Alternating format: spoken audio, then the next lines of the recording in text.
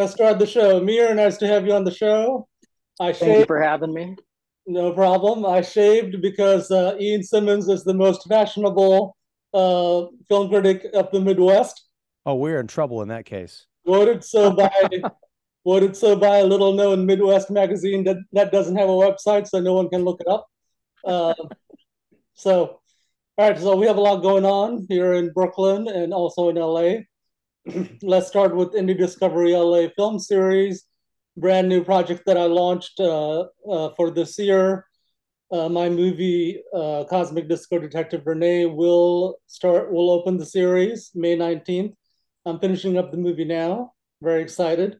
Matt Zoller cites the film critic from Roger Ebert. It will come out to LA to introduce the movie and do the Q&A. Big thanks to Matt for helping out. Should be fun. His events are always fun. Also, I found a movie called Bristol Fashion to close the festival that we're going to try to show at the end of August. It's kind of like a Jarmusch movie, but the main character is trans, and very interesting, low-key, fun New York story. So we're starting with Cosmic Rene, which is a New York movie. We're ending with Bristol Fashion, which is a New York movie, and then we have Amir's movie plus 3 other movies in August. Information on those 3 will be revealed in June. They're still working out their distribution right now. And that is 6 movies, 6 weeks, 42 screenings, special guests, Cannes Film Festival type daily coverage when I'm in town in LA for the shows. And yeah, lots happening. I think that's about it for the. Are these all at the Laemmle theaters? Yeah. At present, everything is at Laemmle Glendale.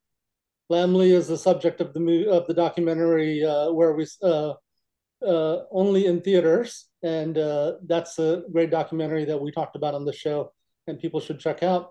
Yeah, go to sujewa.com. That doesn't have a lot of info. Sujewa Fantastic on Twitter, IndieDiscoveryLA.com, and other links will be at the bottom of the show. Check it out. I'm doing a GoFundMe for my movie and some screenings. Donate money, get rewards, become famous, and I think that's about it. Well, that's a great recap. Right. Of what you've got going on now. Specifically, Cosmic Disco Detective Rene, what's going on with that? Because it opens in just over a month, if I've got my calendar right. How's it all shaping up? That's plenty of time. Opens, I think today is the 16th, so half a month plus the 19th. That's 19 days. By end of this month, I'll start sending out screeners. Yeah, I have a 6-hour version, and I'm going to cut it down to 1.5 hours. And wow. there's some dialogue scenes that we still need to shoot. But yeah, I shot a lot of footage, and I'm taking my time editing it, and then finishing things up. It should be done by the 1st, and that'll give me about 3 weeks to promote it for the first screening. But the goal with this movie is to promote it at sort of theatrical release level for 55 weeks, starting early May. So that'll support any other screenings that are going to be done in the country. And even no other screenings, it'll just be promoted online, ads, etc. Podcasts. Every podcaster in the country who's into film, get in touch with me. I want to have like 2 or 3 podcasts going up every week. Let's make this movie famous. Yeah, Ian, you'll probably get to see it by the 1st. By the 1st of May, that'd be great. That's right. Thank you. I'll have to clear my calendar for that 1.5 hours to make sure that I can watch it. I'm gonna pencil it in somewhere. And plan B is if everything's not ready, then we can always show Slow Romance, which has not played in LA. No, you got to show Cosmic Disco Detective. Don't give yourself an out. No, there's I'm ready Disco or bust. I'm ready to show even the 6-hour version. There you go. That way it can run through August just with the one screening. And I might try to extend for a couple of weeks after the May 1925 booking right now. So Yeah, it's possible it'll come back in August also. I mean, the goal is to try to show it in theaters for about a year. Well, even if it's just one theater for a year, all right. Technically, it's a theater. well, I mean, yeah, that would be huge. And let's rewind the tape a bit here. When did you come up with the idea for this film festival? Was it the beginning of the year or late last year? Because I feel like you had this idea, and now it's happening in like 3 weeks or 4 weeks. I saw only in theaters at the end of January, and I talked to Greg Lamley and said, "Hey, I want to do some events that might help the theaters. Do some special events." He's like, "All right, let's set it up." So that's when it got started. But remember, I've been showing movies since the 90s. I've done like 150 screenings and made a lot of mistakes, learned lessons. I'm working on my 11th movie now. So after a bunch of experience, it's not difficult to set up things fast. Well, I mean, sure, but there's a difference, I think, I would imagine, between showing one of your movies and finding a place to show it and putting it on, getting people to come out, and organizing a festival, getting in touch with other filmmakers and coming up with guest speakers and the venues and making sure those venues are open and available and booked, for several months at a time. So don't undersell your feet. Congratulations. And I meant FEAT, not the ones that inside your shoes. Got it. Awesome. Yes. People who appreciate the work, send lots of money to my GoFundMe. That. It'll be put to good use. Another thing that makes things faster for me is a lot of indie filmmakers or filmmakers in general, because of how things are done in Hollywood, they don't really talk to each other. Things are, or Indiewood, right? Things go through agents, things go through representatives, blah, blah, blah. But I keep in touch with everyone directly through Twitter, Facebook, email, text. So it's very easy for me to, come up with names of 10 filmmakers who have projects that they might want to show. And I also know where their films are distribution wise, right? So because I'm so active, at least in touch with a bunch of filmmakers, it's easy for me to put together something like that. Well, very cool. I'm excited for you. I think it's going to be a very interesting event. I was going to call it an experiment. I mean, because this, hey, maybe this becomes an annual thing, right? Yeah, experiment. And Amir's movie 3 Worlds was the first movie other than mine that agreed to screen in the show in the series. So that helped put it all together. What's really weird though is we're actually going to be talking about 3 Worlds tonight with Amir, who happens to be joining us. This is not weird at all. Crazy coincidence. That's right. By the way, this is the April edition of IndieSeen. That's right. So we just kind of launched right into it. So Amir, welcome back to the show. How you been? I've been great. Thank you for having me. Thank you for inviting me on. I got my studio Ghibli cups right here. So some mint tea. I'm feeling pretty good. Nice. Excellent. So yeah, I want to talk about 3 Worlds. I think Sujewa had suggested it because it's going to be playing at the film festival. Is this the first time that it's screened theatrically? Is this a debut? I mean, it came out it was released in 2018. Correct. It has screened in the theaters, not theatrically, and this would be an LA premiere. Awesome. It showed at least one screening or two in Chicago. Oh, that's correct. It did screen in Chicago too. Okay. In fact, I think somebody that wrote something about it as well. David. Was this David Fowley? Okay, yeah, correct. This might be our secret origin story. My brain is Swiss cheese, so forgive me for that. But okay, so this is going to be the LA premiere of 3 Worlds, 2018. I watched it for the first time this morning, and I was watching it the entire time. I've been working with Amir since like 2005, so you probably heard about Amir from me for a long time. Yes.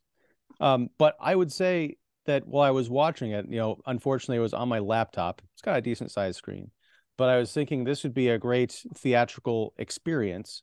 So yeah, there are going to be people, if you are watching this now and you're thinking, this sounds like a really cool movie, I'd like to see it in a theater. I mean, you can rent it and support Amir's work, of course, but you'll have the opportunity to catch it on the big screen if you're in the LA area or flying out to the LA area for the festival. So I want to dive into this movie, and I don't remember if it was Sujewa or someone else I had heard about had made the comparison to Terence Malick's Knight of Cups. I think Bill Arsenault, who did a review. Okay. Yeah. I think I saw that on Twitter. I just want to get a little bit of context here. Knight of Cups came out in 2015, I think. And when I saw it, you know, Malick is someone that I've had problems with just getting onto his wavelength as well. That's sort of a running theme, at least of mine today in the movies I've been talking about. And I didn't like Knight of Cups, and I watched it again, I think a year or two ago for a different podcast. I finally understood it. It was sort of about like Hollywood malaise and people kind of wandering through this city of dreams, but they're kind of empty and lost. But it's all in that kind of Terrence Malick sort of, you know, what does this mean kind of way. Watching Three Worlds, I felt was the not better, but the more distilled, you know, easier to find your way in, but get just as much in terms of the depth of the ideas and even some, I think, deeper explorations of those same ideas in a movie that's probably half as long as Knight of Cups, and I think far more entertaining and engaging, and a movie that I feel like is about actual people I might run into rather than sort of Malickian puppets, if that makes sense.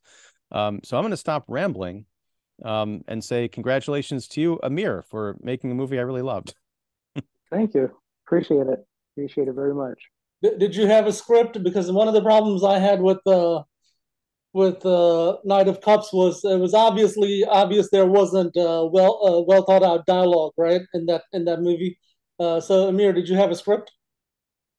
Yes, I did have a script. This is a long-winded question because the script and the way that was written really ties into how the process of the actual film was. So, you know, was it a traditional script written first and then you were going to film all the scenes? No. Was it a script as conceptually the way that the film is being made? Was there a script that ties into that like whole thing, the origin of it? Yes. Awesome. Yeah, I mean, with the improvised movies, you can tell because it's very difficult to improvise good dialogue on the fly. Did you have some dialogue pre-written? Yeah, absolutely. The visuals were great. Same with the Knight of Cups. Yeah, I think it took Amir's filmmaking to the next level. But ask some questions, Ian Simmons. Okay. But I mean, I do. I all good about the movie, but let's get you on. Yeah, well, I mean, this is a question that I find myself asking a lot lately, and I hate this question, but I find that I just have to know. Not so much the where did you get the idea for the film, but is this as autobiographical by way of fictional characters as it seems to be? I mean, it's about a guy who's a young, I want to call him a filmmaker. He obviously has ideas and he sort of dreams in the language of movies, and he's kind of doing these model photo shoots for money, but he's very disenchanted with Hollywood and the kind of soul dead people that he meets there. He keeps having flashbacks to his childhood and all the kind of home movies he made with his family. And he's got interviews with his family members and also like an editor friend that sort of talk about the influence that the products that the people in his line of work make that affect audiences and sort of fill their heads with all these aspirations. But the reality of putting these things together is something very dark and very different from the dream. So did that come from your own experiences of living and working in LA? Was it you saw Knight of Cups, you're like, I can break through all this bullshit and come up with something tighter? How did this come about? So yeah, I mean, I get the Knight of Cups reference quite a bit. I would probably say that I started filming this maybe even before that movie started filming. I can't be for sure. Um, the origin of this. So let me preface this with another thing. This was a long time ago. The process probably started in 2013. And so my recollection of everything is not exact because also the filming of the whole thing was like a 3-year process. So, whereas in a normal shoot, those memories are very easy to come by because you remember the schedule, you get the call time, you get the schedule, and everything is like properly placed. With the process of this film, that was not the case. It was sprawling. There had to be time between things. Philosophically, as the whole picture is about time, at least one portion of it is about time. Um, so, so with that said, the I did not see Knights of Cup before this film. I saw it later, and after I started getting all these people saying, "Oh, it kind of reminds me of that." Malick is definitely an influence for sure. Just historically, Thin Red Line is one of my favorite American films. Um, so there's that. Is it autobiographical? Yes and no, not in the sense of the character. The character is fiction. It's a fictional made. It's like much of my work. These are, and I've repeatedly done this, where I create this character, this persona, and it acts through something that feels very real. Man is similar. Somebody can go, man is very autobiographical. Well, not really. Um, in this one, there is autobiographical elements brought in through the documentary sense, and that ties into this caricature of a character that I've created for this particular story. And I think there is some semblance of, because at the same time I was shooting commercials, so there is those elements of like seeing how other people next to me in the industry, especially on the commercial side, were extremely disenfranchised with the idea of filmmaking in general, the whole pursuit of like an indie career or making films like that in Hollywood itself, being in Los Angeles. It's a different experience if you're somewhere else. So those things all kind of tied in. There's a very blurred line between all this stuff, right? So is there elements autobiographical? Sure. Is it a lot of fiction? Yes. LA is sprawling. Same thing with this movie and also Night of Cups. Do you think the geographical setup of LA influences a lot of artists, especially this movie? I don't know about a lot of artists. I think there is definitely, I mean, yes, probably yes. This movie, like some of my others, it has sequences of driving through space, right? So you're like, so the car is moving, and that is very much an element of Los Angeles. This kind of distance between every single space. When you're not walking here and there, you're kind of in this like vehicle traveling through space and time into these different locations. Yeah, some beautiful shots and at the start of the movie from a car while it's traveling and the camera is looking up. How did you come up Correct. with that idea? So I think I was in downtown, and I was just thinking about some opening shots, and thought that was going to be a real interesting one because of just the way that you're driving downtown, and I had a sunroof, and I kept seeing those sequences in my head at that same time. So it just came about that way. Awesome. So you were filming this for, you said, off and on, kind of whenever you could, for 3 years. How did you change? 3+, I guess I think maybe more. Yeah. Okay, because you're talking 2013. It came out in 2018. I imagine some of that, or a large portion of that, was editing and post, and just kind of Yes. making it ready to come out, essentially. Right. True. As an artist, just as a person and living in the environment in LA, you mentioned that you knew people who were kind of disenfranchised with things. I imagine that sense, or those experiences, only kind of multiplied as the years went on, because you're still in that environment and you're making a movie kind of about that.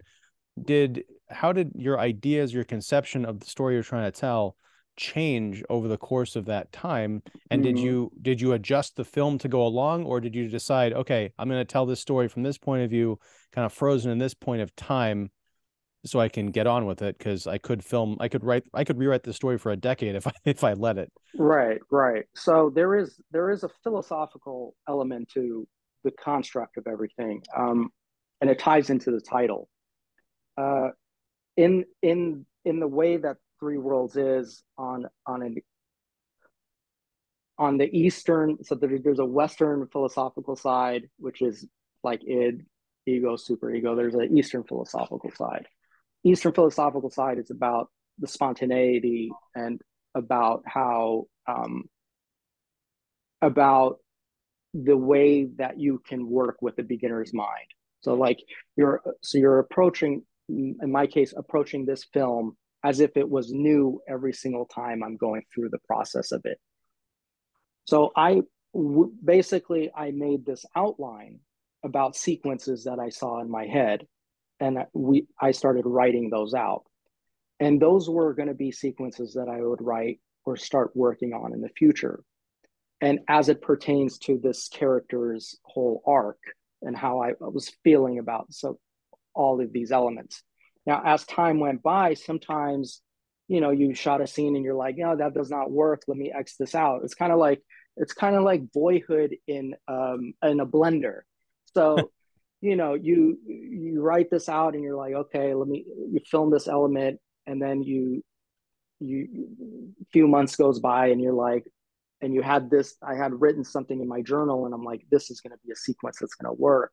And so I'd write this and get everything together to shoot this scene, in a sense, somewhat like Wong Kar-wai might do in terms of like the way that he would do his scripting, which is very loose. It's very on the fly, like how you're feeling this day when you get everybody together. So sometimes the process was, I got everybody in a space on this week, right? Like, this is what we're going to do, and let's figure this out. And then sometimes it's like, well, I've written this scene and I want it to work exactly as this way. But because of the philosophical nature of the actual work, I had that flexibility to move along with it. There is some challenges there. When you're working in that style, there's an editing challenge. So you want to have coherence throughout. My solution for coherence, and this is one of the keys to, at least if you find it engaging, like you said you did, a lot of that has to do with editing. I brought in this fella, Brian Tuck, a friend of mine. Brian Tuck was elemental in the construct of this film. And the reason that I brought him specifically in is because his background is completely different than mine. He works directly in the industry. I don't want to put words in his mouth, but I believe he's like Spielbergian, right? He loves Steven Spielberg's types of work. So like, that is a very different style of filmmaking as opposed to the way that I work. And those two elements, I think, was kind of instrumental in making these kind of loose strings and the way that this processing was over years of filmmaking tied together. There definitely isn't another movie like Three Worlds. How has the response been from different types of viewers and professional critics, etc., Amir, over the years? Yeah, I mean, I think, it's either, people really love it or people don't like it or they can't vibe with it, both of which I understand. If you're coming into this wanting a regular story, it's probably not going to work for you, even though in pieces I think it will, because there's, as far as I'm concerned, I don't look at this as a in the same sense as the Malick film, and I love Malick, but I think people get disconnected because they feel like there's some pretension in the way that his processing is, his theme works, and all that. Um, I I think the way that I work, the things that I like, is a little bit more grounded into some sort of I don't want to use the word realness, but there is that sense of like familiarity with things, about people, little behaviors and people you might know, little moments that you might be familiar with. In terms of your actors, I assume that some of this 3+ year journey involved getting these actors back together again, picking up where you left off, or was there a period of kind of principal photography and then the rest of the time was trying to figure out the film making of it? There's a lot of different various visual styles and kind of ideas at play here, or were you literally like, okay, I've got a weekend, I can get this person and this person back to do this scene? What was the process of working with your actors like, and refining these characters if they had to kind of put them aside and pick them back up again? Right. It was done in chunks, and I think it was somewhat linear in terms of like where the film is. If I recall, people did have to come back. Quite not everybody. There was some people who had to come back in and out. Just like in nearly all my films, it's a mix of actors and non-actors intermingling. As the non-actors is probably easier to find scheduling wise,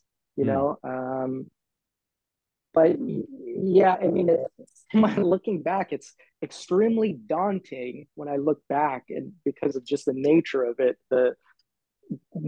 But again, I think there was a will, and a drive, especially since for me this was a culmination of ideas of filmmaking, of digital cinema, that I had been thinking about for at least a decade, about how tiny cameras have become, how intimate you can get with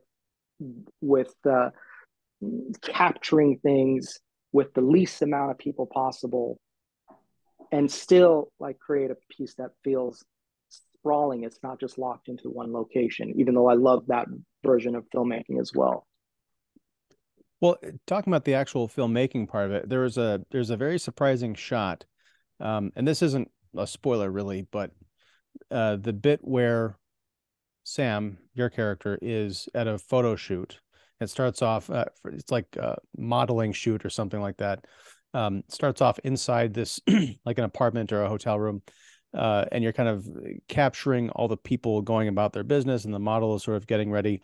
And when the camera swoops around, there's a lady holding an iPhone, and it almost looks like the omniscient point of view is capturing the person who's actually filming the model. And it looked to me like we're supposed to believe that this photo shoot is being captured on an iPhone. I don't know if that's correct, but it definitely feels like, 2018 was the early to mid movie making conversation of like, oh, you can shoot movies on your iPhone now. I think, yeah, Sean Baker's was that Tangerine. I'm not sure if I have that right. Correct. The movie that was shot on the phone. That was like a big thing. Was that what you were going for there? And what did you actually shoot this with? Yeah, or did so you use that's different funny. kinds of cameras? Right. So it's funny that you mentioned that.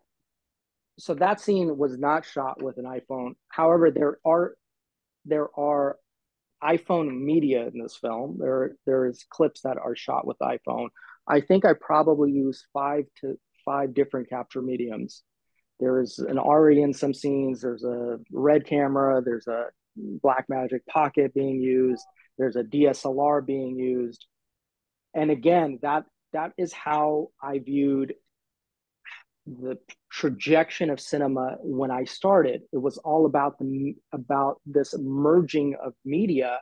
Basically, essentially became YouTube. But for me, I thought the trajectory of cinema was capture mediums becoming inconsequential in the way that you have to use a certain thing to tell a story, right? So that was a culmination of that, and I've been using that kind of I've been using that same sense for a long time. It's been in a lot of my other pieces, tiny bit. This one I went full blown with that style of like anything goes. What's a capture medium? It doesn't matter. It'll work. It'll feel like integrated if you do it that way, because the core of the cinema itself is that. So there is all different types of capture mediums being used, right? Well, the sort of the second part of that model scene is they go to a rooftop, and Three Worlds is not a funny film, but I found kind of a bit of, cosmic comedy in the way that you shot that rooftop scene, because the camera kept rushing past the model and focusing on the edge of the rooftop, as if Sam, who it almost as if it was the embodiment of Sam, wasting his talent and wanting to throw himself off a building rather than have to shoot this vacuous model. And we keep kind of coming back to that, like the camera is constantly trying to escape. One interesting contemporary element is Iranian cinema. So Jafar Panahi has one cinema.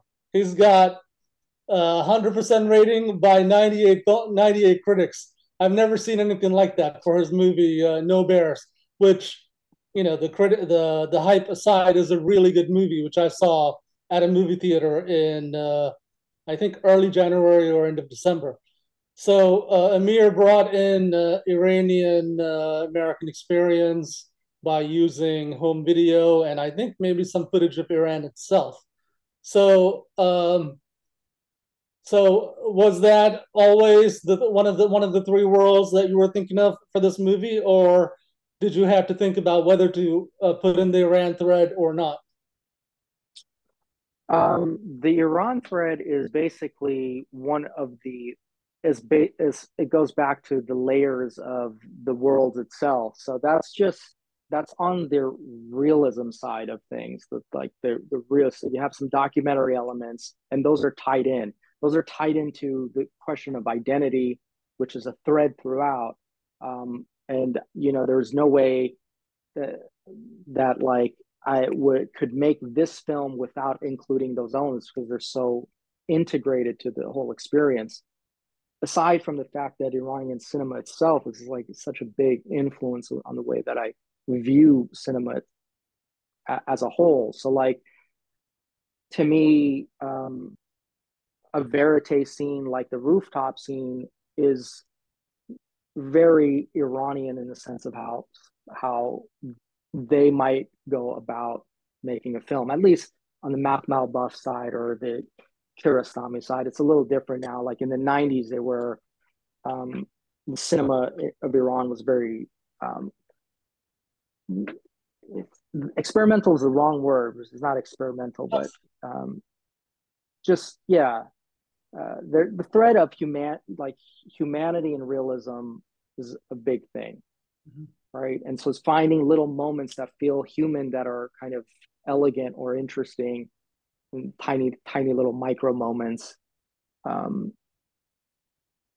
don't know. I'm kind of going in a circle, but yeah. So that's very interesting for people who might be interested in that. We don't see a lot of that in American indie fiction movies, tying in. Well, we hardly ever see Iran-related stuff, but tying in, experiences that are related to another country.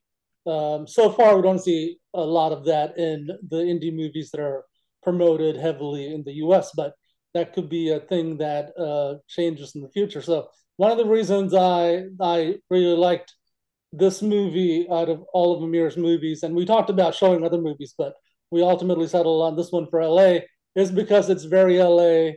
It's because it's very Amir, and it has the Iranian thread. So for people who see it on the at Lamley Glendale at the film series, it'll be a treat. I mean, it's unlike any other movie. Very probably the most experimental of the movies that I'm showing. The other movies are much more mainstream in their construction. And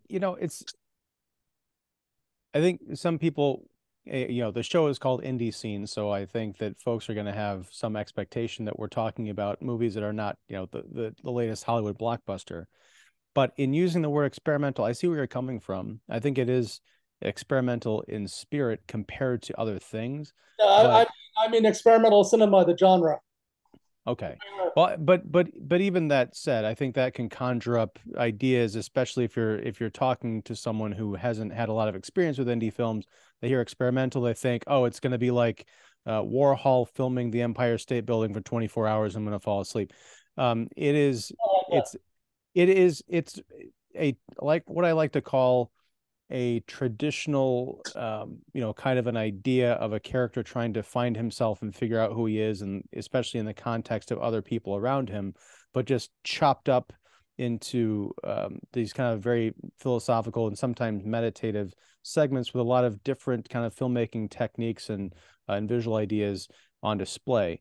And it's a very tight, it's just under an hour and a half. And I think it breezes by, even though you do settle down to focus in on, it doesn't feel, it's not vapid. We do get to spend time with these characters, and we get to ask the same questions that they're asking of each other, kind of, who are you? What does it all mean? What do you want? These fundamental questions that don't necessarily get asked a lot in movies, and certainly not resolved to the degree that they are here. I think it's a very beautiful film. It's a very art house movie as the genre. As a genre, I would say it's just a very art house movie. I'd say it's weird because I feel like there's something here where I feel like it walks a very fine line. I mean, it doesn't have any movie stars in it, but I feel like if it did, this would be almost like a Fox Searchlight or something. It's not completely inaccessible, but I think it's I feel like it's more mainstream than it's not, but I don't mean to knock it by saying it's in line with mainstream movies, because that has a bunch of other connotations to it. I do want to ask, because I haven't seen another film outside of the Guardians of the Galaxy that was an animated raccoon. Tell me about that. There's a couple of like very quick animated sequences. Was that done by the same person? Because the styles are very different. And what was it like developing that sequence? We don't have to give it away, but there is an actual animated character in this movie who kind of shows up late in the game and imparts some wisdom on a troubled character. Right. So I have a big fascination with animation. And I think there was a film that I did, 35-Year-Old Man. No, actually Hubie, which was the first film I used animation in 2011, I think, which I actually got my father to do hand-drawn cells, like one after another, right, for this little segment. So I've been wanting to do that for a while. I came up with this concept after, for some reason, there's this Russian stop motion film called Hedgehog in the Fog from the 70s, and if you look at the music cues and the scores, one of the songs is called Hedgehog, and it's not Hedgehog, something related to that. I forgot exactly what it is, but I just found that this was just like a perfect segment for it. It's kind of bizarre, but just like lighthearted at the same time. There's like tension and release in that kind of situation, and it's something that like will draw, like, it'll snap you out of everything else that's was going on, because it just comes out of nowhere, or it feels like it. It is the same person that does both bits of animation in the different styles. So we have talked about, so that the character one is supposed to be in the style. A lot of it is Disney influence, kind of turns into, there is some Studio Ghibli or like anime influence as well, and it kind of like through a morphing. And then the other one is supposed to be, the other animation is kind of supposed to be in the line of the old school style that fits the particular documentary segment that was being told. So there was, yeah, Michael did both parts of that. And you know, we did use rotoscoping. That was because it is in live action. So yeah, that was you're not gonna, I'll just tell you, there's gonna be more of that. It's like, so it's not the end of that kind of animation popping up. But I do have in mind that I do want to direct a full length animation one day. So it's something that I've been thinking quite a bit about. So was this animation done traditionally, or was it digital, or you know? Yeah, it's so that part, it is 2D, and it is frame by frame animations. Like it is but it's not in the old school sense where there is some software used to kind of speed up, was for him to speed up his process. But it is in the traditional sense of animation. Yeah. Because this sequence goes on for a few minutes, so I imagine that was probably a very labor intensive, you know, endeavor. It was, and how long was it? How long was it? How long did it take to animate that? And also, what kind of an input did you have? Were you shown, like, did you guys meet every month or however long it took? And was there direction still going on, or did he kind of get what you wanted to do, right. and it just kind of came off pretty much first pass? Yeah, no, it was definitely not first pass. We had to go through a process of designing a character. I had my friend Ali Sabet come and do some mock-ups for me based on so it was a mix of different. So there was a Hedgehog in the Fog reference. There was the Pompoko Studio Ghibli film, which is Tanukis. It's kind of like not raccoons. It's called a raccoon dog. And then there was the Disney influence. So you're trying to merge these influences together. And then there was budgetary constraints. So, you know, like something like this, you could spend another fucking year fine tuning, you know, like anything I look back on, I'm like, oh, you know, like, so there's definitely like the time that had to be spent for it. And we had one person working on it. Now I had found him. I loved what he was doing because he was doing traditional 2D. Like I like that style. It's like traditional Disney, right?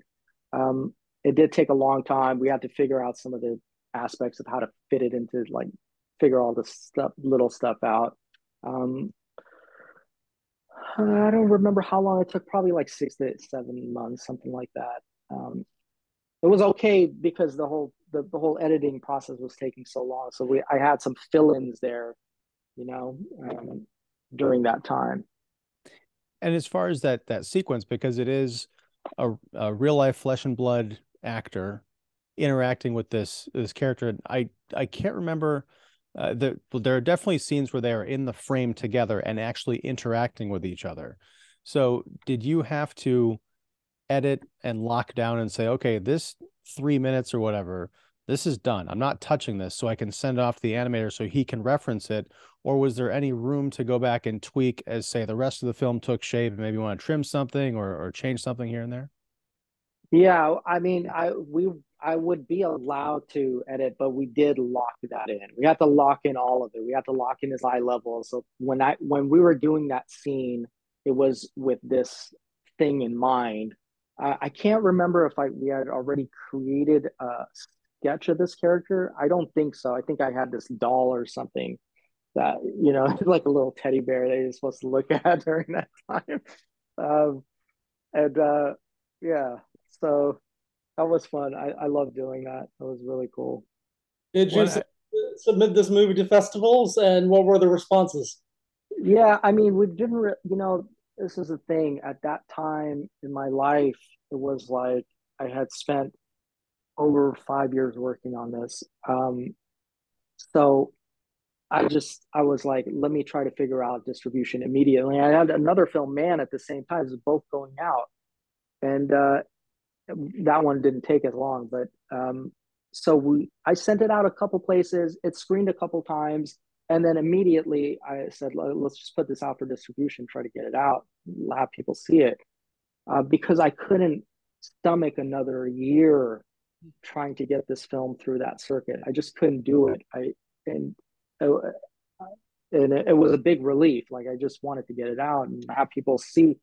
And again, it's one of those things where I don't want to say that like these things don't bother me, but at the same time, when there's a little epoch of time, there's a little pocket of time where works are, there's a zeitgeist thing happening, and there's a series of works that feels within the same lineage, right? So you have something like the Malick film happening at around the same time. You have something that's structurally strange like Holy Motors. You have Shane Carruth's film. You have these things happening that or Godard's Goodbye to Language, that have this feeling that is similar, although these are extremely different films. I wanted to put it out because to me it felt like a bit of a delay. Like I could have got this film out in 2017, possibly 2016. I think it would.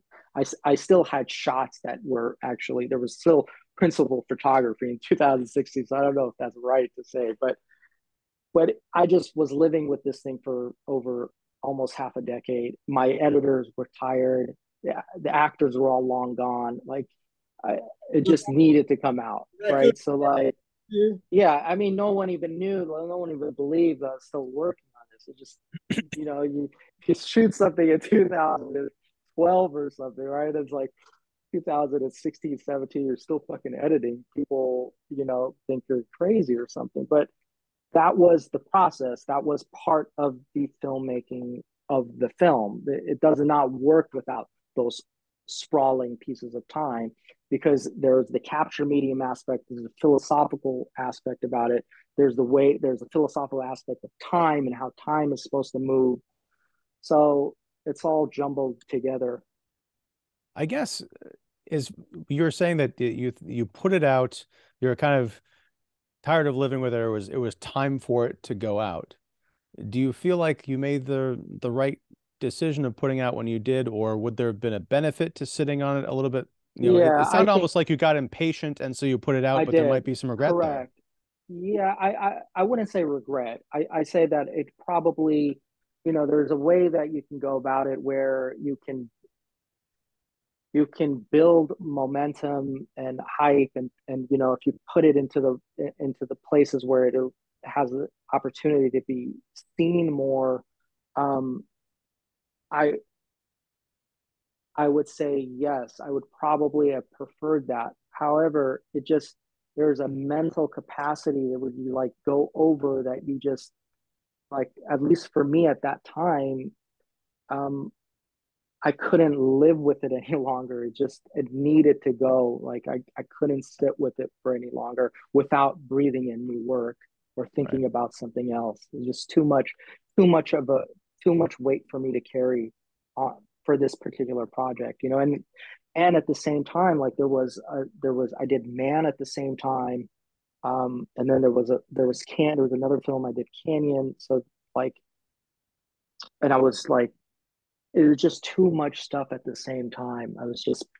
I wouldn't say burnt out, but I needed distance. I needed time to just sit and do nothing related to filmmaking. And it all works out. The movie will play in LA on the big screen in 2023. Best time to see it, in August. We'll have lots of promo and more info about the screenings in the coming months. And I just want to ask, now that 2018 was a big year, you had a lot of, projects going on, and you said you weren't burnt out. assume you're telling the truth, but I don't know how that's possible with 2 or 3 movies, in the, in Right. process over the course of, a decade at least. So what, where are you at now in terms of like, what are you working on? Do you have any films that you said you wanted to direct an animated film. Sounds like that's still kind of in the conceptual stage, but how are you exercising your creativity now? So, okay, so I'll give you proof I wasn't burnt out, because I recorded and released an album the year later, and there was a full-length film attached to it. So so that exists. And then right before, like right at COVID hit, I did like 3 or 4 short films at the same time, like up to 2020. Now, 2020 is when I started a new film called Young Ali. Those were the days. I think this might be the first time I'm releasing the title.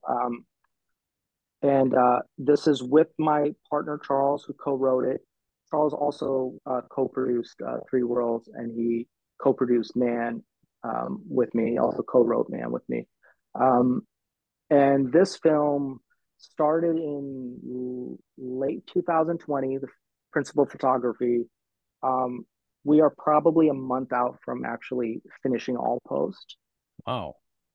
And it is, yeah. So I did take a little break. I think we could have pushed this film in 2020. I think we could have shaved off about 6 months if I did not take a break in 2020. I did take a little bit of time off. So that is my next film. That's going to be the next feature film. And then I also have another secret project that hopefully will be done this year as well, a full length of some sort of different media. So we're going to have at least 2 more episodes with you in the somewhat near future. This is promising. Yeah, I don't know if the film is going to be done. I don't know if it's going to be released this year, because I'm probably going to take a little bit more time with how to go about distribution, but I don't know. It's up in the air right now. Yeah, I'm just very happy that we're really at this stage where it's almost done. And it's very refreshing to finally start thinking of new ideas, right? So this is another process that's almost 3 years, but all the new ideas are coming in right now. So it's really nice. Feel good. That's awesome, man. Congratulations. And good luck Thank getting you. over those finish lines. That's really important too. But yeah, Sujewa mentioned you're going to be in LA, right? Showing Three Worlds at the Indie Discovery Indie. Sorry, Indie Discovery L.A. I keep getting my titles mixed up. August 4 through 10 is when that movie is set up.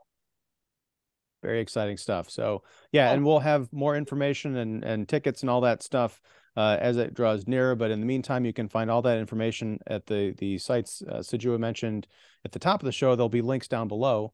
Amir, thanks for joining us and for hanging out. And I love this movie. Very excited to see what you have coming up next. And yeah, that's all I've got. Sujewa, you want to take us out?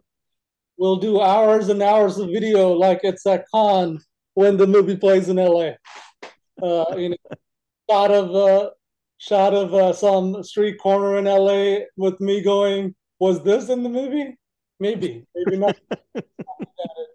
At great length. Yeah, it should be fun. Amir makes good movies. Check out all his movies. I think AmirMotlagh.com, right, Amir? Yeah, Amir.motlagh.com.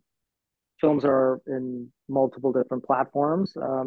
One thing I do want to add is that there is a possibility. I don't know if this is going to happen, but Julian Brink, my wonderful composer on Three Worlds, we might have another version. So that might be a possibility. I don't know if it's going to be ready, and I don't know if everything's going to work, but it's like a reorchestrated whole soundtrack that sounds amazing. That's good. And it might show up. Wow. 2023, but yeah, any version is good too. So, I'm looking forward to seeing it on the big screen, because I didn't get to see Knights of Cup on the big screen, and I didn't get to see this one on the big screen. Knights of Cups. No, Knight of Cups. Yeah. Yeah. So everyone, LA, August 4th, and we'll have much more info in the coming months. All right. Thank you, and thank you, Amir. All right. Thank you, Ian. Appreciate it. Take care. All right, brother.